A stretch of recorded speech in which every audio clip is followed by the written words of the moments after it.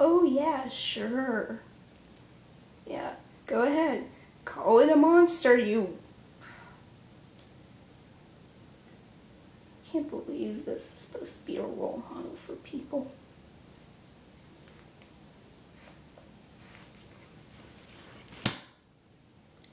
Well, that was a load of garbage. Breaking Dawn. I am sick of all these vampire romances. What happened to the good old days of just good old human romance, not weird interspecies vampire human, werewolf human, maybe vampire werewolf, I don't know, if you're into that sort of thing. And now we're getting into fairies and magical creatures, and I'm like, when did we start getting girlier?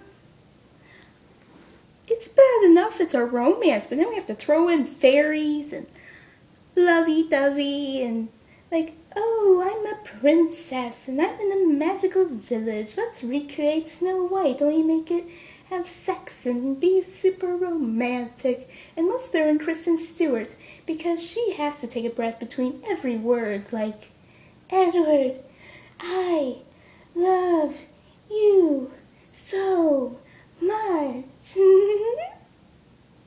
Annoying, isn't it? You see my point? You know, I must admit I was into the vampire thing up until about 3 years ago. I kind of stuck with True Blood Vampire Diaries, though, because, well, True Blood's awesome, and Vampire Diaries, well, Damon Salvador, man, he's hot. But anyway. But I never really liked how cheesy it was. I was always begging for more violence and action, or maybe at least a little bit of realism. I mean, let's be honest, no guy's gonna be that perfect. And then I found Harley Quinn and Batman. What does this have to do with anything? Because today I'm going to start this new... I'm not going to be talking about comics today. I can't figure out a good way to phrase it. Today I'm going to be talking about fanfiction.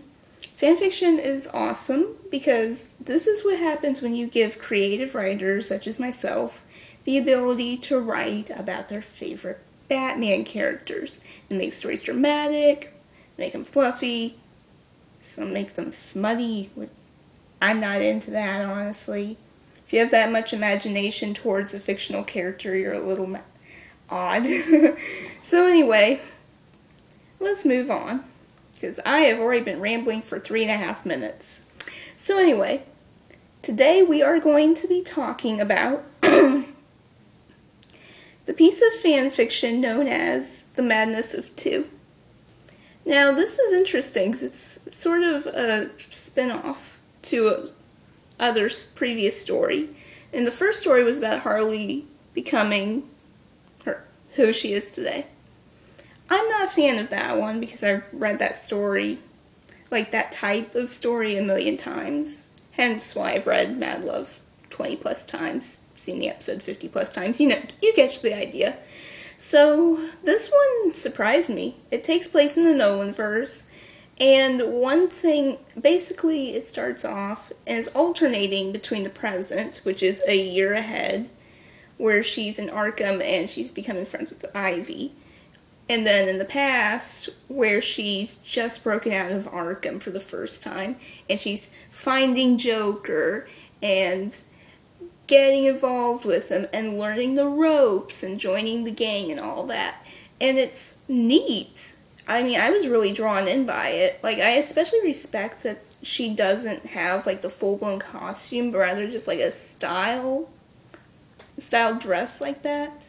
That's some serious respect in my book, because then I'm like, that's actually a bit realistic. You're not going to find a costume in a thrift store like that.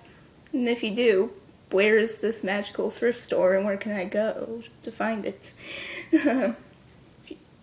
So anyway, she finds Joker and she ends up joining up with the gang and finds it's kind of tough, but adjusts. Like, she learns how to break into cars and hotwire them from Lewis. Lewis! Okay, for those of you who don't know who Lewis is, brief explanation. Lewis. He is a character that is one of the Joker's henchmen, but if you've read the Harley Quinn comic series, then you probably recognize him from there. You can look him up on Wikipedia anyway. Just saying. So anyway, he is there, and he's closer to Harley than any other henchman because the others basically die off. So she is at first kind of frustrated because Joker's just not as what's the word, romantic as he was in Arkham, obviously. He's distracted with some major plan. So they do their first major plan. It goes off without a hitch. More or less.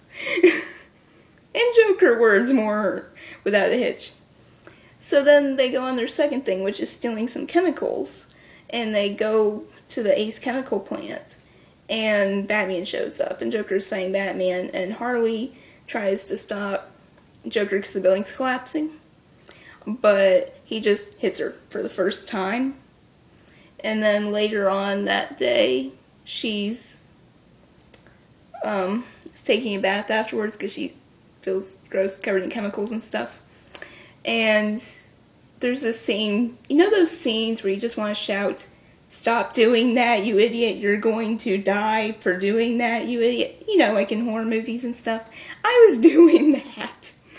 Because she's like, because Joker's banging on the door like, "Let me in, blah, blah, blah." She's like, "No, go to, you know, you hit me." I'm like, "No, Harley, don't. Time out, don't." Oh, Joker doesn't just gives up though because he's so wiped out. Oh, I forgot to mention, after the first heist, Harley and Joker get together for the first time, but one thing I respect about the story is they don't have any sex scenes. They just have, like, and I'll save you the details. Like, literally that. Like, and he kissed me, and then I'll save you the details. Something like that. I respect that. The whole story's really good.